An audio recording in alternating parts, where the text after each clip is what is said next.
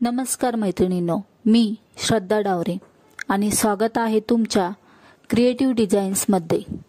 आज आपण बघणार आहोत प्रोफेशनल आणि एलिगंट ब्लाउजच्या बाहीचे 5-7 सुंदर डिझाईन्स जे ऑफिसमध्ये नक्की शोभतील।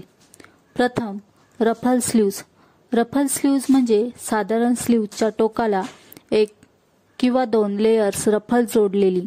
या डिझाईन्समुळे बाह्य अधिक स्टाइलिश आणि वायवी पद्धतीने फुगलेली दिसते। हे सॉफ्ट फॅब्रिक जसे की जॉर्जेट, कॉटन स्लीम, नेट इत्यादी मध्ये खूप सुंदर दिसते।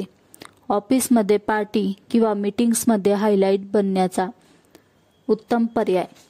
दुसरे cut out sleeves. Cut out sleeves म्हणजे स्लीव्जमध्ये मध्यभागी किंवा कोपऱ्यापर्यंत एक आकर्षक कट जसे की हलकी स्प्लिट किंवा की होल स्टाईल। हा स्टाईल प्रोफेशनल लुक खूप छान आणतो।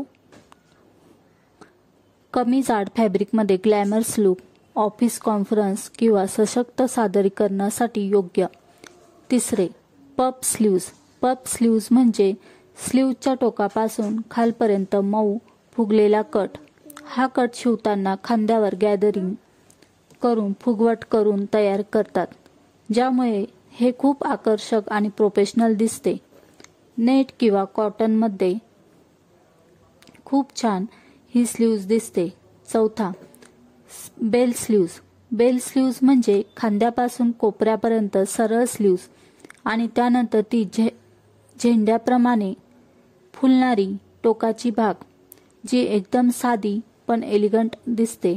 ही स्टाईल पारंपरिक आणि मॉडर्नचा उत्तम संगम आहे। पाचवे केप स्लीव्ज। केप स्लीव्ज म्हणजे खांद्यावरून ओव्हर करून छाती आणि पाठीवर हलकं ड्रेपिंग करणारी स्लीव्ज। धब्बेदार, हलकी आणि एलिगंट दिसणारी प्रेझेंटेशन किंवा फॉर्मल इव्हेंटसाठी शांत शक्तिशाली लुक। सहावे निखळ किंवा शिअर स्लीव्ज।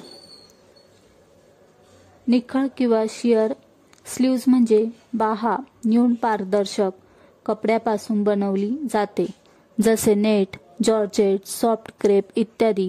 ही स्लीव्ज प्रोफेशनल सेटिंगमध्येही फार चांगली शोभते, कारण ती हलकी आणि एलिगंट वाटते पण एक प्रोफेशनलला टच देते।